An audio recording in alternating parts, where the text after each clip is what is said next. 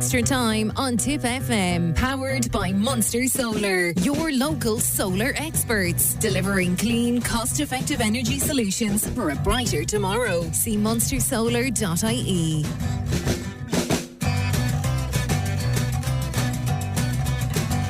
Said that he won.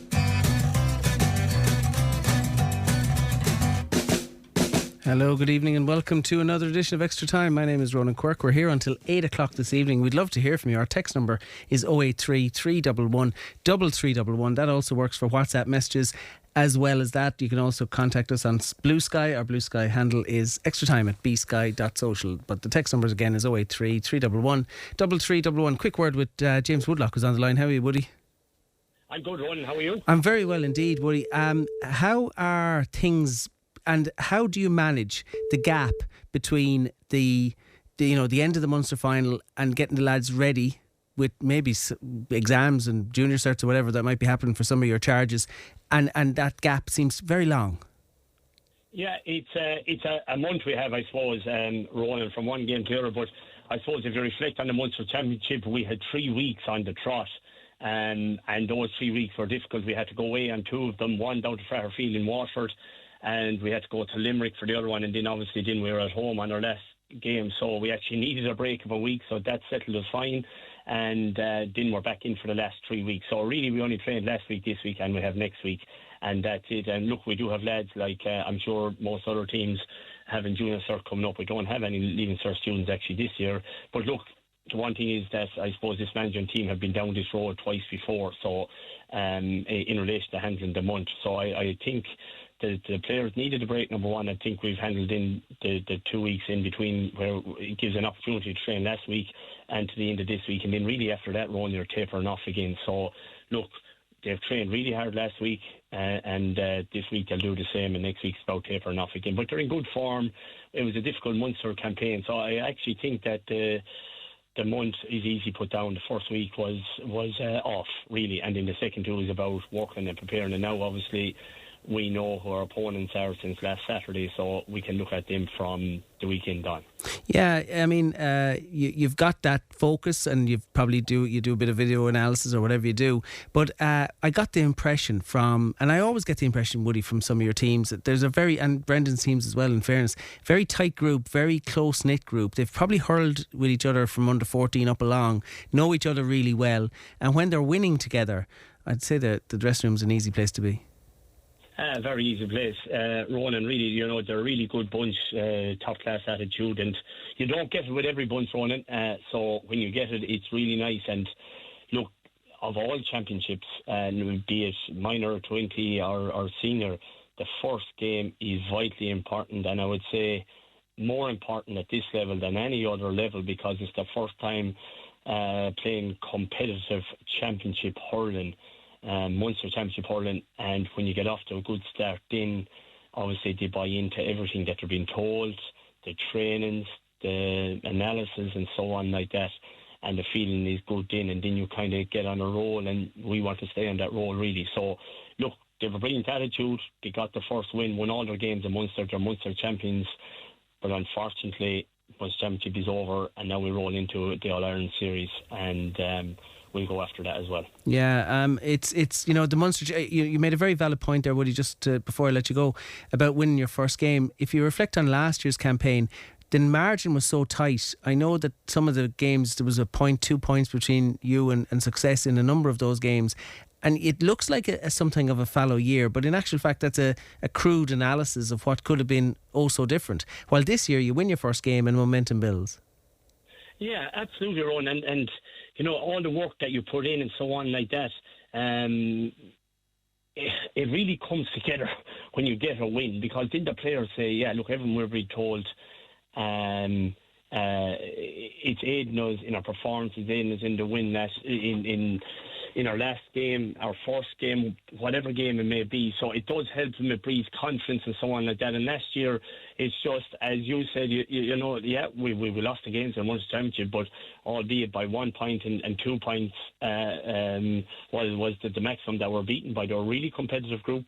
But unfortunately, when you don't win your first game, you roll into a second one, and when the pressure comes on, then sometimes the doubts creep in that we have been beaten before. Maybe we're not as good as we are, and that's not true. But we as adults and so on can see that. But it's their first roll of the dice at Munster Championship. They want to perform, and the pressures are different. The nerves are different and so on like that. And then obviously, when you roll into this year and you get the first win, and then you can motor on, and then lads get to belief, and then even the lads in the entire panel that maybe haven't seen game time see that there's a future here. Look, not all people are leaders. There's only so many leaders every group, and the rest are followers. So when you win and the leaders stand up and win, the rest of them start to follow and buy in really quickly, because there's no point in getting on the train at the start of the year and missing out on the journey. So they're on a journey at the moment. They're enjoying it. They have good attitude. But it comes down to, obviously, performing again. And that's all we ever ask them, Ronan, really, is just to be the best they can be. And we can't ask any more of that and not to give up. And they're two of the characteristics that this group has shown throughout the Munster Championship. Well, James, our attention is very much focused on the minors now in light of events that happened on the field elsewhere. We wish you the very best of luck, wish the lads the best of luck, and we're really, really looking forward to that All-Ireland Championship. I will, of course. Thanks a million, Ronan. James, and thanks indeed for joining us and talk to you soon. That's James Woodlock, the manager of the minors. Really looking forward to that championship, which will get going really, really soon after what seems like a long gap between the Munster Championship win and the All-Ireland series throwing in. Let's go to Clonmel Boxing Club. I don't know if I'm talking to Martin or I'm talking to Kasie. You have Kasie here now, yeah? Martin, I'll talk to you for a second first. How are you, Martin? All right, Don, how are you? I'm well. There's so much activity going on in the club. You must be delighted. Some really good youngsters, and we always like to touch base every now and again. We're going to talk to Kasie in a second because she's going into a high performance unit to fight for her country. But there's lots and lots of youngsters who are performing at very high level at national level. Oh, there is. We've a huge crowd in the club training at the moment, from 8 years underage group. We've a low training at that group. And then we've the competition lads start at 11 right up to senior elite. And Kasie now is the team captain in the club at the moment, and she's 16 years of age, nearly 17. So we're hoping to bring her to the next one through to maybe senior level down the line. I know she's beside you. You might stick around for me because I do want to. Because Kasie is a young lady from Clonmel who's been winning national titles almost like they're confetti. Good evening to you, Kasie. Yeah, hello. Kasie, it's good talking to you. You are the national under-19 champion, even though you're 16 years of age, I think. Yeah, that's right. Yeah. And how many national titles have you accumulated at this point? I have 8. 8 national titles. And were you beginning to wonder when the call would come from the National High Performance Unit? Yeah, it was. I won 2 weeks ago, and then a few days after, I was kind of wondering what's happening next and stuff. And then I got the email that I was being selected to train up in high performance and hopefully, obviously, compete for Team Ireland. So you're going over to Motherwell, I think, as well, to fight in a Four Nations title, Four Nations Championship. Yeah. That's a kind of a market move up in class, Kasie. How do you prepare for that? Well, fitness is key, and I just train every day up in the club, day in, day night, and do sessions a day, and I make sure I'm getting better, 1% better every day, whether that's my nutrition or training or my strength training, anything. I just always do better than what I'm doing in my last competition. You strike me as somebody who doesn't particularly have any fear of going in against girls who are older and maybe a little bit more, maybe have a bit more muscle mass, certainly more ring time than you. Yeah. Yeah. Look, I just see it as it comes. At the same time, they both have 2 arms, 2 legs. The winner is. Whoever put the more work in, I think, will obviously dominate the fight. And it doesn't matter. They could be 20, 30. I don't care. You're not intimidated by anything, but when you go over to fight in Motherwell, presumably you'll be fighting girls who are a bit older than you're 16 years. Yeah. And have you been to the high performance before? How excited are you by that? And it's a different environment. I mean, Martin provides a real winner's environment in the Clonmel Boxing Club, but this high performance unit, you're going to be surrounded by people of comparable ability the whole time. Yeah, no, you're right. I was away twice with the Irish team. I went away in 2023 to the Europeans in Slovenia and in 2024 to Bosnia. And, like, I won 2 European bronze medals. And obviously Martin has a lot of champions, European champions, all different levels. So he knows, like, what's the crack and how to get me right for them competitions. What attracted you to boxing, Kasie?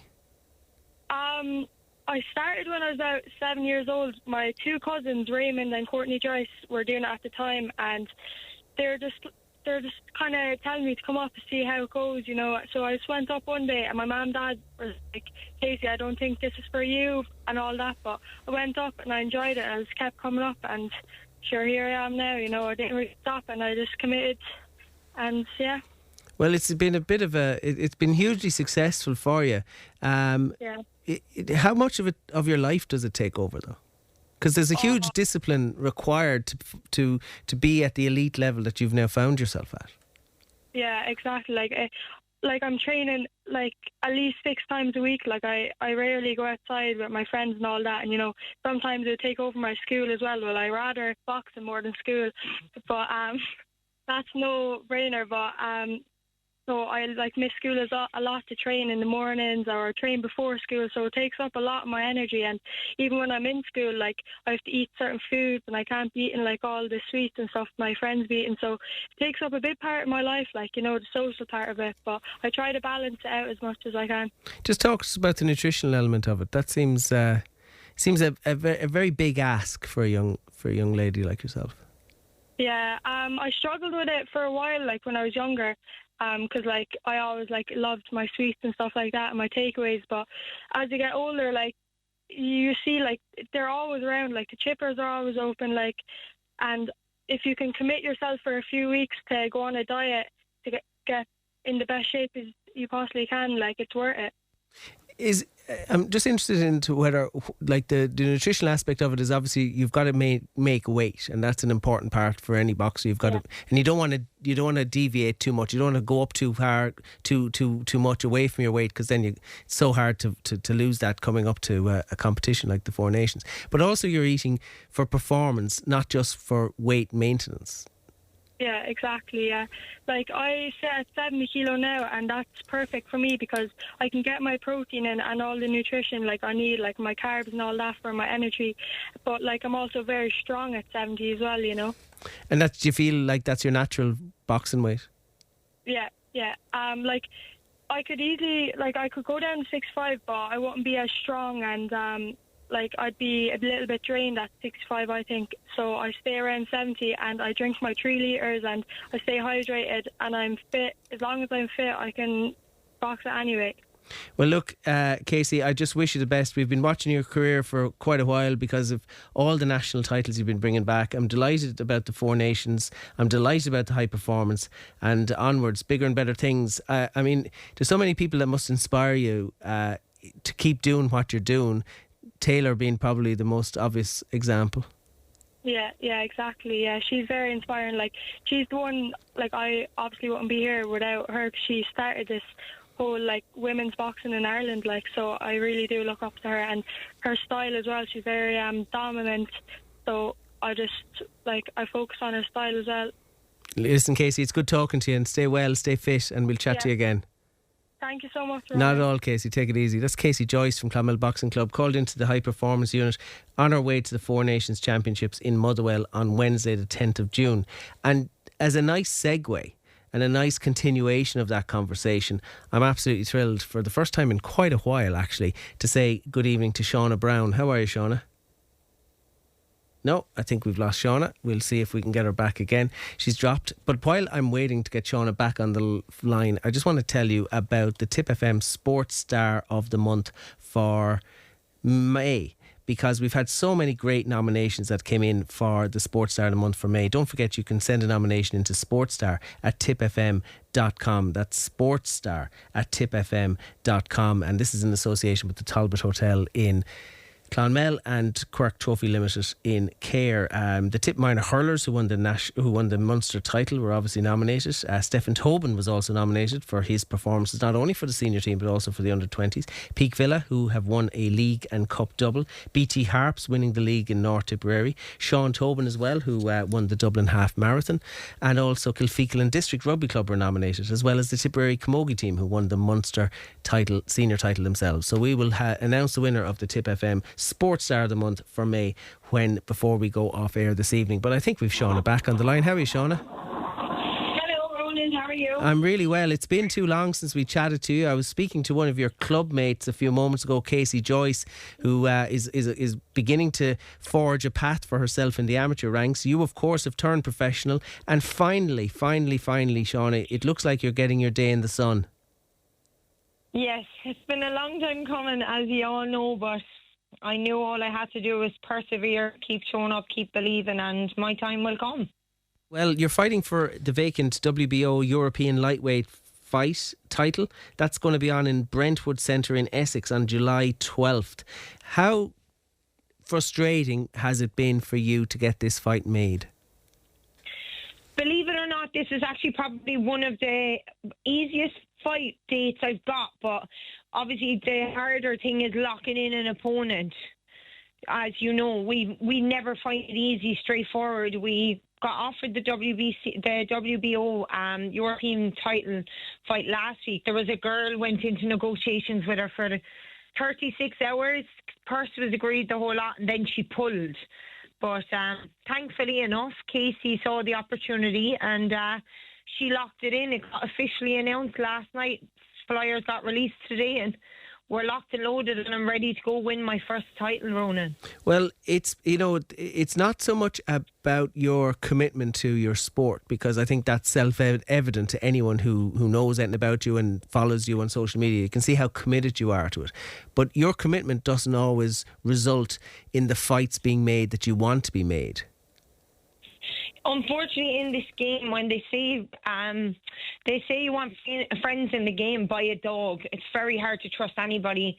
I was always told, Shauna, just keep turning up, keep doing the work, it'll all fall into place. And like you said, anyone that follows me, I'm one of the most hardworking, dedicated fighters out there. I'm always ready. I'm always seeking. I'm always active, more than most. And opportunities just haven't seemed to come my way, but it's a lot to do with the politics. It's unfortunately, it's a lot to do with the politics, and then other people that are supposed to be in a position to guide you and make all these opportunities come to play.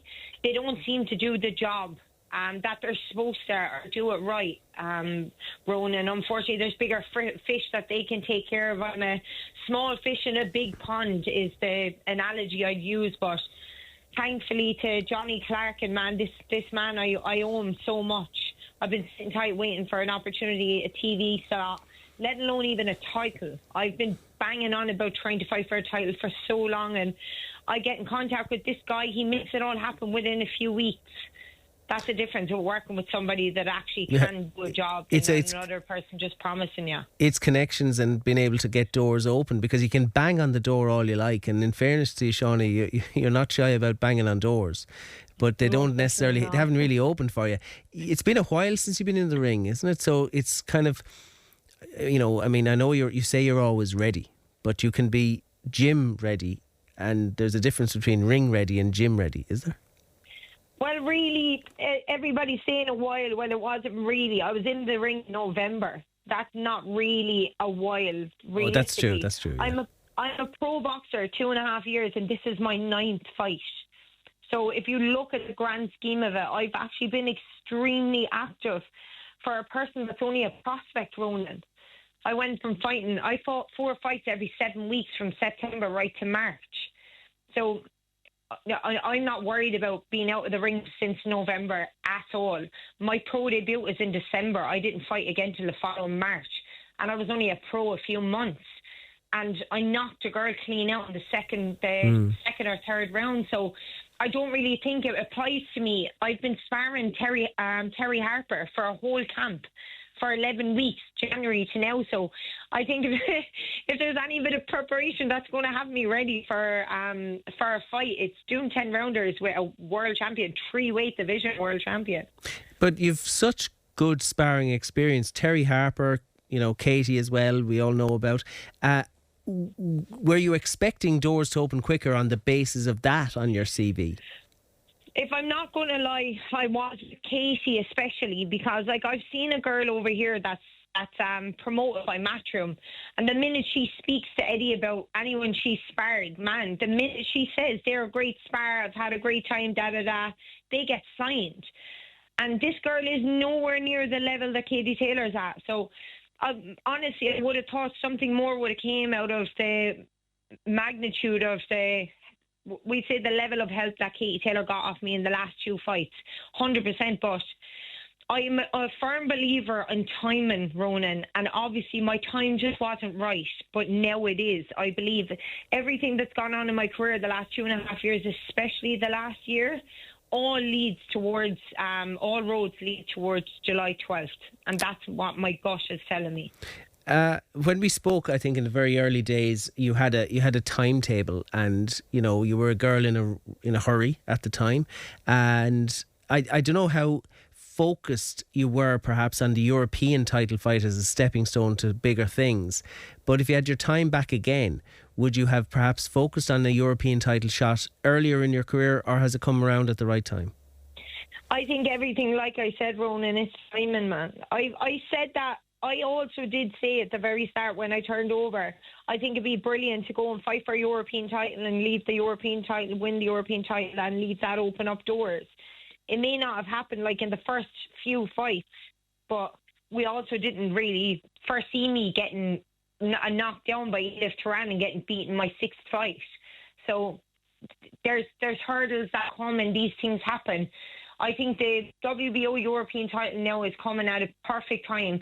I still would love nothing more, like I said in an interview back in 2024, is to fight for a world title by the end of 2026. With this fight, first title, it gives me a ranking now at WBO. I have a ranking at WBA. I have a ranking at IBF.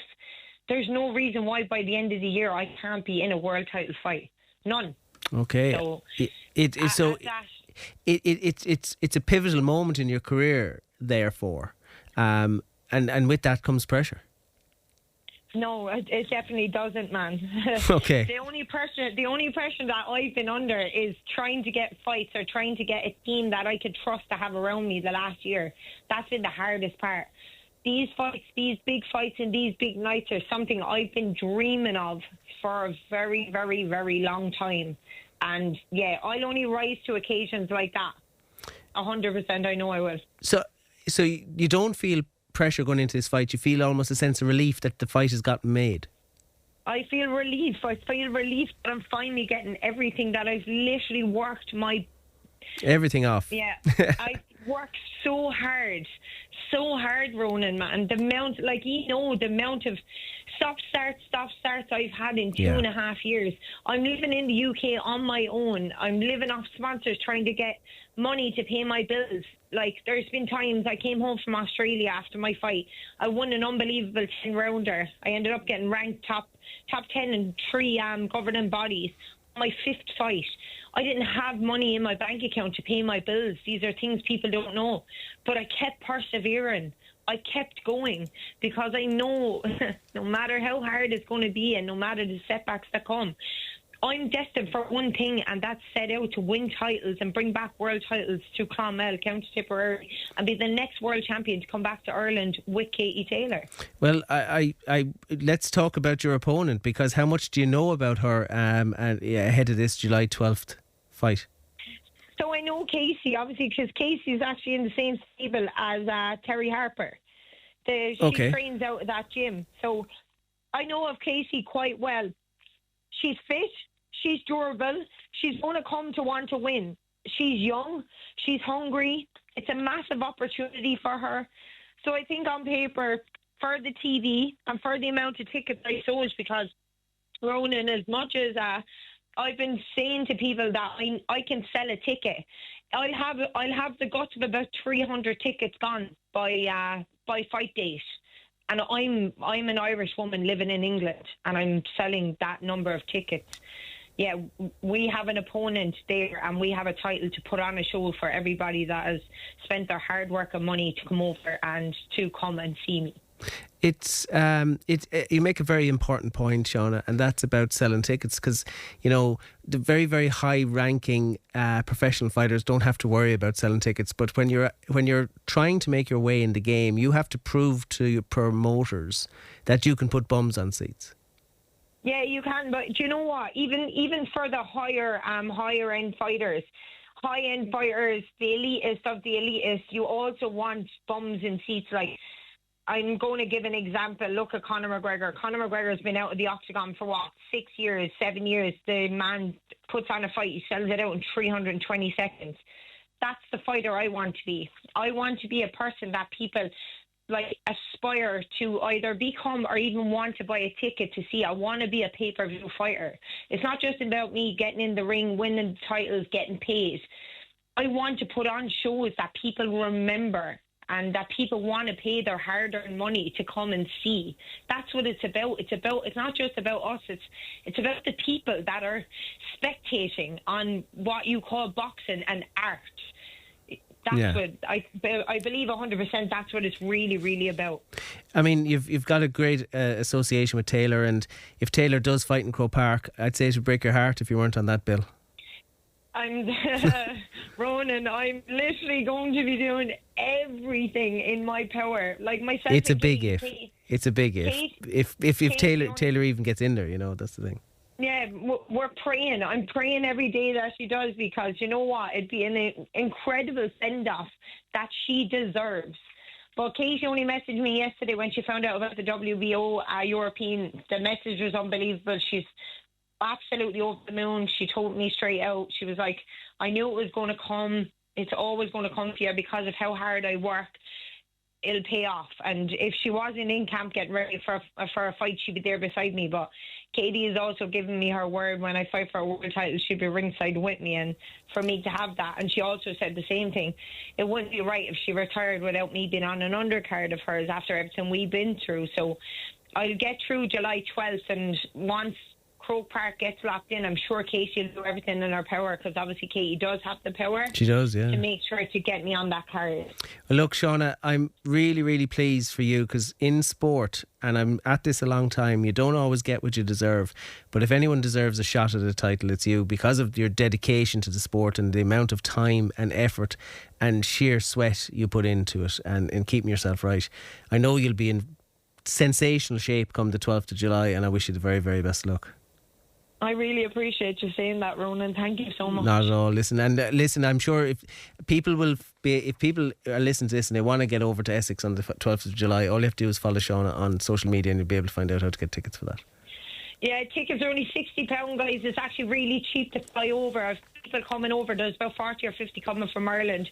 To fly over Sunday morning to Monday morning at max, it's about £50. There you go. Tickets are 60, and you'll get a cheap hotel either in the Premier Inn or the Holiday Inn for the night for about £60. It's actually cheaper to come to London to watch me than it is to go to Dublin. It's a hell of a lot cheaper to stay in that part of the world than it is in Dublin. Listen, best luck, Shauna. Stay fit, stay well, and we'll talk to you in and around that fight, I'm sure, no doubt. Amazing. Thanks a million. Again, all the best, Shauna. Take care. Bye. That's Shauna Browne, Clonmel based professional boxer, based in Hertfordshire, I think, mostly. But she is going to fight for her first European title, the WBO European lightweight title. It's vacant at the moment, and so that's on the 12th of July. We wish her well. We're going to turn our attention next, though, to Gaelic games. Michael Dundon is on the line. Good evening to you, Michael. Good evening, Ronan. Michael, I know you caught the Dr. Clifford Cup Final. Now, most of our listeners will know what the Dr. Clifford Cup Final is. A cup is given out to, and that's the Division 1 final in the Football League. And it was a good game between Golden Kilfeakle and Moyle Rovers. An excellent game. Moyle Rovers won it by 5 points, and the finish was 4-15 to 119, which is, as you will agree, fairly impressive scoring. But Golden, and bear in mind, Golden and Kilfeakle were beaten in the county intermediate final last year, so they're not actually a senior team this year, but they really played out of their skin and had a very good league campaign. I gather they only lost one match in their campaign en route to the final, and as I understand it, that was against Moyle Rovers. But in this thing, they actually, would you believe, they kicked 6 2-pointers in the first half. So it was they were ahead at half time, not 15 to 2-5, but there were 6 2-pointers in that tally. Now I've seen a good few football matches since the 2-pointers came in, but I don't remember anybody kicking 6 of them, and certainly not in one half. But the big difference here was that Moyle Rovers got goals. That Golden were 4 points up, 2 2-pointers for Sam Hall, when Dean English got a goal for Moyle Rovers, an excellent move through the field, and he put it away very confidently. And that was one of the things about the Moyle Rovers. They put some very slick moves together, and they got 4 goals out of them, and it worked off.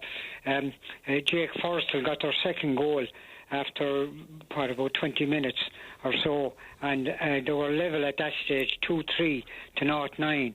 But Golden drove on, and by half time they had gone ahead 15 points to 2 goals and 5 points. And they were very much, they had the breeze with them in the first half, which obviously helped with their kicking of the 2-pointers. But Golden were most impressive in the way they went about their business. And they kept at it right into the second half. And Moyle Rovers didn't draw a level. A Reen Quigley 2-pointer after 16 minutes of the second half brought them level at 2-10 to 0-16. Now Rovers were the dominant team in that quarter, as you will see. They scored 2-6 or 2-5 or 5 points to Golden's 1 point.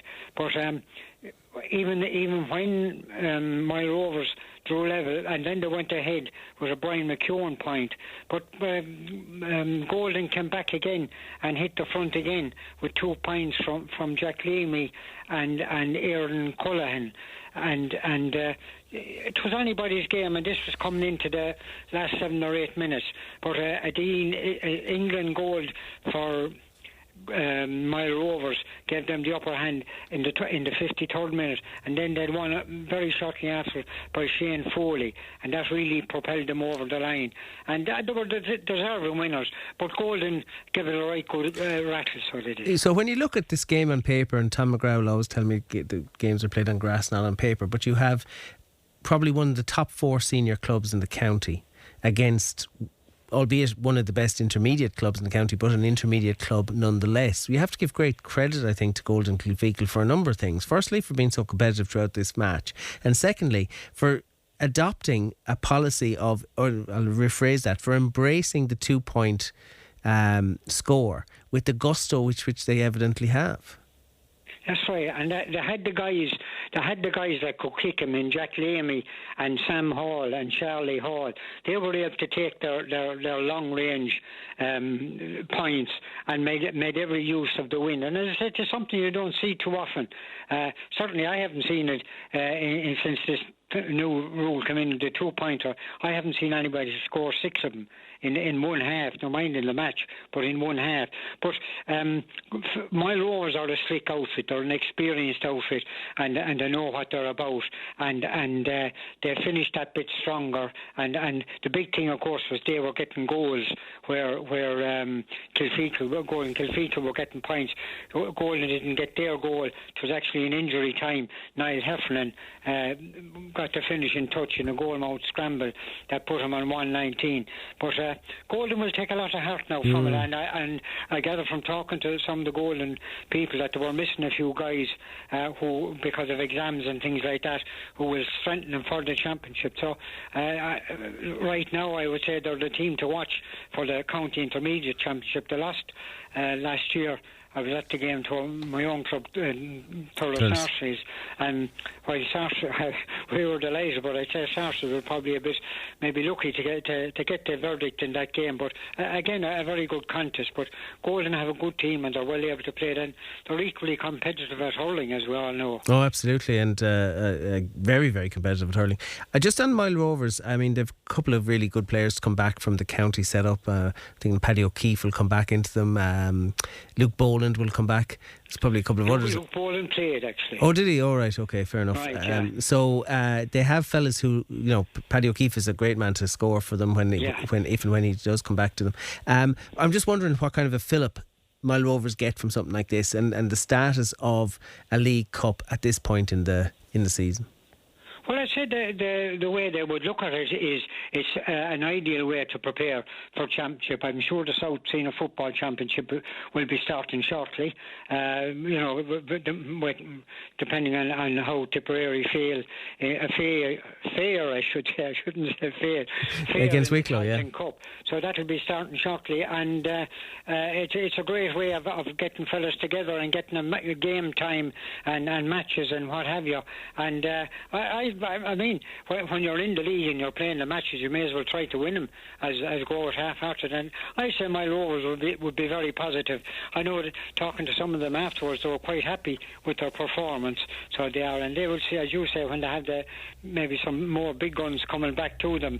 And I'm not sure who else they might have been missing, but they will be. They're right now, before every ball is kicked in the county championship, you could put down Commercials, Moyle Rovers, Lockmore, Castleiney, and maybe a few more after that would be knocking on the door. Well, Kilsheelan, I think Kilsheelan are at side that Brackens will give and Brackens, as well. But on this form, it will take a good team. Well, they won't be meeting Golden Kilfeakle, but it will take a very good team to beat Golden Kilfeakle in the Intermediate Championship. That's true, because they probably feel like they left it behind them last year in that intermediate final against Sarsfields. Well, as I say, I was at it, and I'd be biased in my... I know, that's fair enough. Bias is okay. But I thought Sarsfields actually... And Sarsfields had a very good intermediate football team last year. I mean, that Paddy Creedon and Kieran Costello were part of the county senior football outfit and that, But there are a lot of other players in the ranks who had won, going back to the Douglas Oak days, would have won county medals coming up along in the under ages and that sort of thing. And I suppose there's the thing that to get the commitment within Sarsfield would be largely regarded as a hurling club, and to get the commitment from the guys to the football for the period. But it'll be interesting to see how they go. I think they're playing Kilsheelan or is Ballyloopy. I'm not sure which anyway. Someone like that in the first round of it. So it'll be interesting to see how they go. Yeah, we should mention as well, just before I let you go, the Tailteann Cup. I mean, from the Tipperary footballers' point of view, Michael, it was always a year of development. Niall Fitzgerald came in late-ish due to the untimely death of Philly, and he was trying to, it wasn't on his agenda really to be a senior intercounty manager at this particular point in his life, but that's fine. And he had a league campaign that had its ups and downs. There was some positives, there was some negatives. He'd say that, but I think the Sligo game was probably the one that people will remember as a turning point in our opening Tailteann Cup match. Yeah, I like in fairness to Niall Fitzgerald, he did a great job. Now he had the advantage behind him of having worked with the underage situation, so he had as good an idea as anybody would have of what talent was available to him. And he, a bit like Liam Cann with the hurlers, he actually went and gave a lot of younger fellas their chance to play. And I remember doing some post-match interviews with him, and he was kind of saying, the jump it is for lads when they come out of underage into senior ranks to compete against guys who have a lot of conditioning done and a lot of experience of football at that level, both the intensity of it, the pace and what have you, and that was always going to take time to register with the guys. Now, Tipp did reasonably well in right to Division 4, but they were kind of a giant third, if you want to put it that way. So they were near enough to being in the shake-up for promotion. Now, I have to say that they've got a bad run in this Tailteann Cup, which seem to be drawing away games the whole time, to Wicklow next. But no, I would say whenever it finishes, that when Niall Fitzgerald will look back and he'll say, well, the foundation is there for next season to have a right good crack at the getting promotion out of Division 4.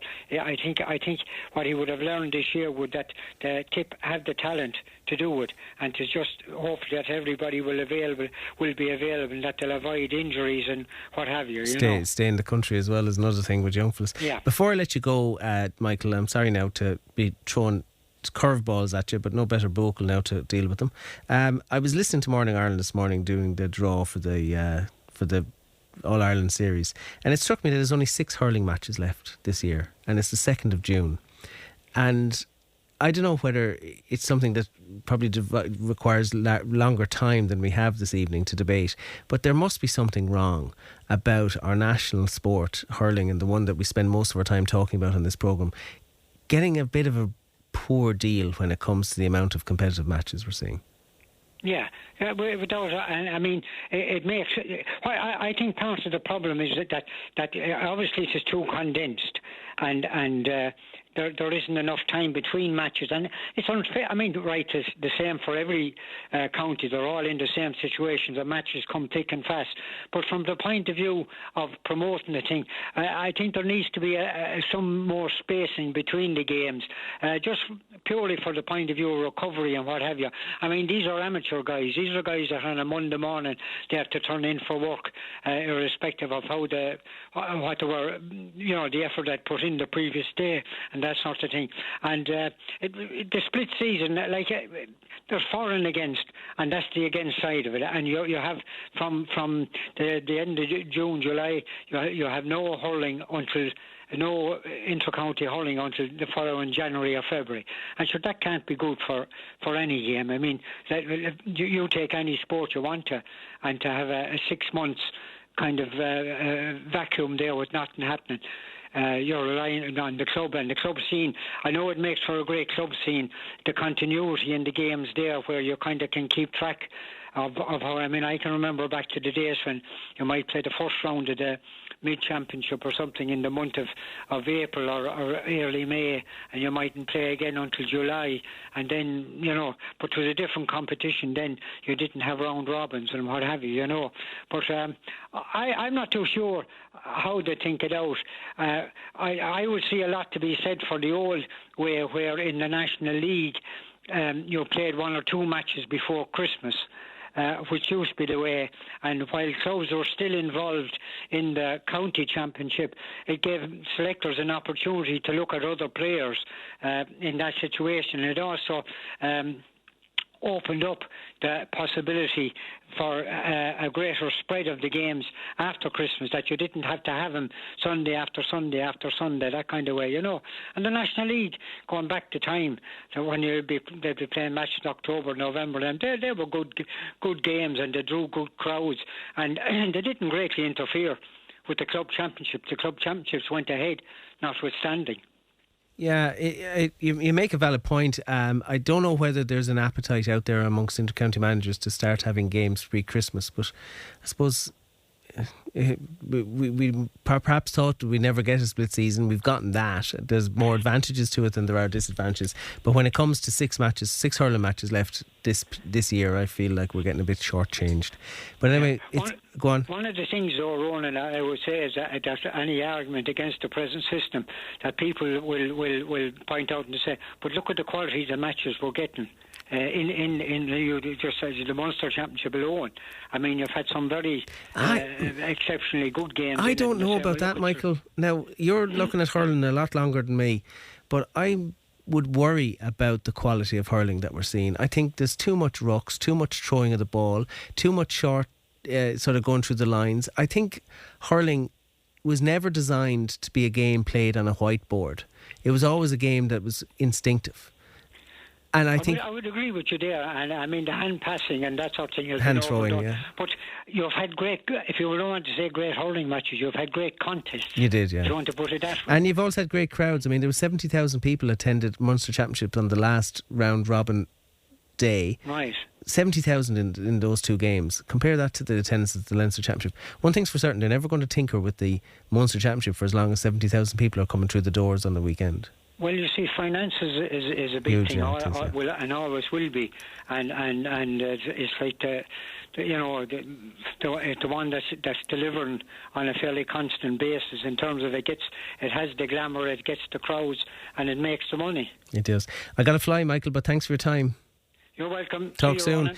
That was always educational as it is whenever you talk to Michael Dundon, I have to say, but he's a man that we must bring back on because he has ideas as to we can.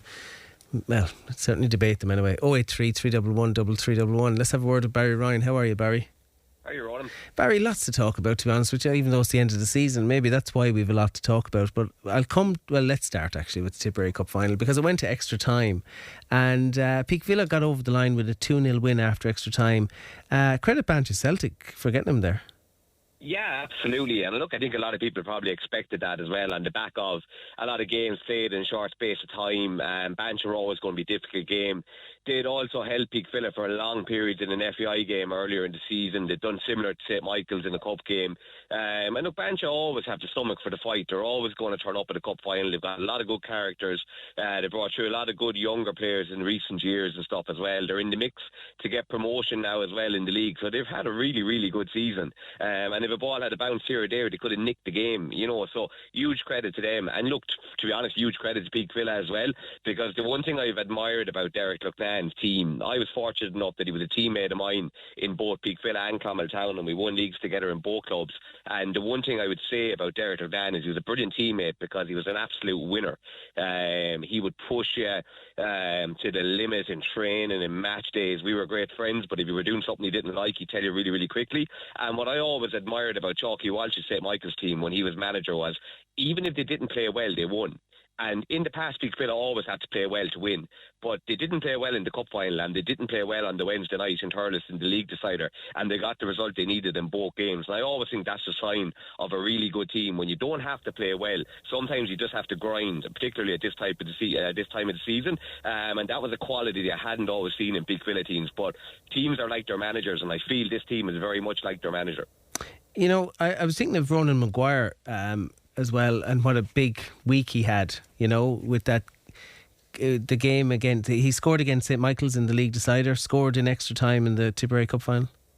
Yeah, and you know what's really interesting about that's a great point, right? Because in the Tipperary Cup semi-final, where Peakville played exceptionally well when they're down to 10 players, Ronan was left out of the team that day, and he didn't start, and he came on in the game and done well. But if Dale Lucknan hadn't left the country on duty, and if Mikey Wade hadn't been suspended, maybe Ronan wouldn't have got back into the side for the crunch games. And players can take that one way or the other, because Ronan's a guy who would have always been in the team, and he took it in the way you need to take it. When you need to, your opportunity comes again, you come and take it with both hands. And Ronan is a fella who's always been a brilliant finisher. The argument would be at times, could he work a little bit harder, like all forwards in every code, could they work a little bit harder? But there was never any doubt over his ability in and around the box. And he's come up trumps in two big games with two really, really important goals. And goals that will go down in the history. People remember when they won the league, Ronan Maguire got the goal, and it was a brilliant finish on the Wednesday night. And then in the cup final, he's come up with a brilliant header. So a brilliant week for Ronan, and a great response to him as well, and a real bit of maturity. If Peakville sit down and do a post-season analysis, a League and Cup double isn't a bad way to start your analysis. And if you offered any team in the TSDL that at the start of the year, they'd probably take it. Yeah, and you know what? The big thing now is it's 25 years since Peakville did the League and Cup double. They did the League and Cup double in 2000, 2001. St. Michael's have probably done the League and Cup double 10 times in 15, 16 years or whatever. So what Peakville have got to do now, and I know this will be Derek's mentality, and it's got to be the club's mentality, it's 4 leagues in 60 odd years. It's now got to be back-to-back. I know we have this debate about Tipperary. We do, yeah. I was going to draw parallels there for you. Yeah, and this is it. They've got to look at why can St. Michael's, when St. Michael's come with a team like they came with in that Chalky Walsh era, and they won 5 in a row. When Charlie McKeever came, he won 6 in a row. You can't win 1 in a row. You've got to look at it now. We won the league and we won the cup. Can we win 3 leagues on the bounce? But firstly, can we go back to back? And the test of going back to back is the hunger. It's the disease of success. Winning these trophies, have a really good few days on the beer and stuff like that and really enjoy it. But put the cups away now in a cupboard. And can you go back to back? And that's going to be the challenge. Well, one of the biggest challenges for any junior football manager, I think, is maintaining the squad, because players are free agents. They move, and they move without the loyalty that you'd get in a GAA mentality. And some of our listeners mightn't be able to understand the free movement that occurs within junior football at the end of every season. So it's not just a case of keeping the hunger there. Sometimes it's keeping the personnel there. Yeah, and it's a great point, Ronan, because what happened in soccer, and it's so different in GAA, and what happened in the Clonmel Town teams, and I saw the difference when I went to Clonmel Town, was every summer after you had success or you won something, the following summer, 5-6 new faces arrived into pre-season, and you were worrying about your place. And that was always fix the roof when the sun is shining. So when you have the top team now, go and bring in players. Go and do all the work now. This is the time when you're at the top where you need to bring in another 2 or 3. And that's how soccer works. It's different than other sports. So Derek Lowdown needs to arrive into pre-season with 3 or 4 new faces that are going to galvanise all the lads that are there, and everybody's scrapping for places. Because one thing we do know that's going to happen is St. Michael's are going to come firing again. We know that without a shadow of a doubt. We're going to be talking here in a couple of months, and you're going to ask me about the new signings, and there'll be 5 or 6 of them in Tipperary Town. So they've got to go and match that. Well, I always think St. Michael's, and correct me if I'm wrong, have the advantage of having one eye on the Limerick League, and they can entice a fella out of Limerick, where there's a lot of playing numbers, and fellas who might be on the fringes of one of the top Limerick teams might think, you know what, I could be a mainstay for St. Michael's. I'm not so sure Peak have that pulling power yet, and maybe that's what they need. Yeah, look, absolutely. And look, that's dried up in recent years, and I want to be careful what I say this, but in Limerick there's certain rewards for playing for teams and stuff like that, and it's become an awful lot harder to get players to come out of Limerick, but I still wouldn't be surprised if they pick 1 or 2 from around there. I also think we might see a little bit of movement from the teams below Peakville and St. Michael's, where some of their better players might be recruited as well. I think that might be one to keep an eye on, but you're right, it's a bigger challenge for Peakville to recruit, and I think they probably need to recruit 1 or 2 more out of North Tipperary in terms of logistics and stuff like that as well, and there's some very good players there as well. But it definitely needs to be a big summer and an active summer. But another advantage St. Michael's probably have is watching him at the end of the season. Dennis Cremens is going to come off that U team that they've had. He's excellent. And there's a young lad at the Bresnans as well. I know he's a GAA player as well, but he's a top class player. If they can get him committed to soccer as well. His father was an excellent centre half for St. Michael's. He looks to have all the pedigree to be a top player as well. That could be 2 players that come through that make it easier for St. Michael's as well as recruitment. Just before I let you go, Old Bridge will drop down to Division 3 of the TSDL after their defeat to Mullinahone in the relegation round robin, and Clonmel Town have dropped out of the Premier League. Now I know Clonmel Celtic are the standard bearers for football in Clonmel now, but it does smack of bad times for what would be known as a big ball town. Yeah, it's a worry. Like in terms of, and if Wilderness don't beat Bancha in the league playoff, there'll only be 1 team from Clonmel in the Premier Division. And with all due respect to Clonmel Celtic, they're the best of those teams at the moment. They will be the first to tell you. I saw a picture on social media a few weeks ago of their Munster Junior Cup finalist team a number of seasons ago. I saw it. I saw the picture, and I could name them all. Kevin Waters, Joycey, Cagney. The 2 centre backs. Simon Scully. Simon Scully. Yeah. Richie Ryan. It was a phenomenal team. And it just made me think in terms of where we are now from where we were then, it's incredible. Yeah, and it'll be interesting. I don't know if that fixture has been made yet for Wilderness against Bancha to see who goes up. I think it's Friday night. That's a hell of a tie, because Bancha will go into that, I'd say, with optimism after their performance in the Tipperary Cup Final. Oh, look, if they bring the same level to what they brought on the weekend, I would think Willies would find them really, really difficult to beat. So that could be a really, really good game. And either side probably has deserved over the course of the season to play Premier League football next season, and would acquit themselves very well, I think, next season in the Premier League. Yeah, absolutely. Listen, Barry, it's been great over the course of the season. How have you enjoyed it? Yeah, look, I've really enjoyed it. Even there at the end of the season, getting to a lot of the games and stuff like that, and there's some good crowds, and it just made me think about summer football in terms of the Wednesday night in Thurles. There was a massive crowd. The pitch was like a bowling green. The sun was shining, and I'm just thinking summer football would be fantastic. Kerr Park was immaculate for the Tipperary Cup Final. It's a lovely time of the year to be going to games stuff like that. So, but I know there's arguments for and against, and you could have a long conversation about that too. But I've enjoyed it. It's been a really good season in all the divisions, particularly the first division. Yeah. And look, credit to Peakville winning the Paddy Purtle Cup, and Mark Lennon and all the lads as well. Sometimes that gets forgotten about as well, but that's really important in a club, that the team behind, I would say they drove the first team over the last number of weeks as well. And it was great to see them with the 3 cups. Yeah, I kind of on your camp in relation to how good it's been. The only thing that kind of flummoxed me was the FAI Junior Cup moving, but other than that, we're traditionalists. I know. I gotta go. Thanks for your time, Barry. Thanks, Ronan. Take care. That's all we've time for. Before we go this evening, just to let you know that the Tipp FM Sports Star of the Month for May is the Tipperary Senior Camogie Team, Munster champions. The Tipperary Senior Camogie Team are the Sports Star of the Month for May, and many congratulations to them. Just hearing actually that Derek Ling has stepped down as the Kilkenny hurling manager, so that's breaking news for you. Derek Ling is gone as the Kilkenny hurling manager. That's all we have time for, folks. Just go to the text very quickly. One person sent in a text which I thought was interesting, is about the Tailteann Cup. The Tailteann Cup, I think, was a fair system before. They changed it to each county had 3 games in the round robin. 1 at home, 1 away and 1 neutral. So far, Tipp have been on the road, facing another journey to Wicklow. The old system was fair, says that texter. Thanks to everyone who contributed to tonight's show. Dan was on the phones. Ian O'Connor is the series producer. We'll be back to you next Monday night. Good night and good luck. The Tipp FM Sports Star of the Month with the Talbot Hotel Clonmel. Multi-award winning wedding specialists with state-of-the-art leisure facilities and spa with food served daily. The Tipp FM Sports Star of the Month. Get your nominations in now. Extra time on Tipp FM, powered by Munster Solar.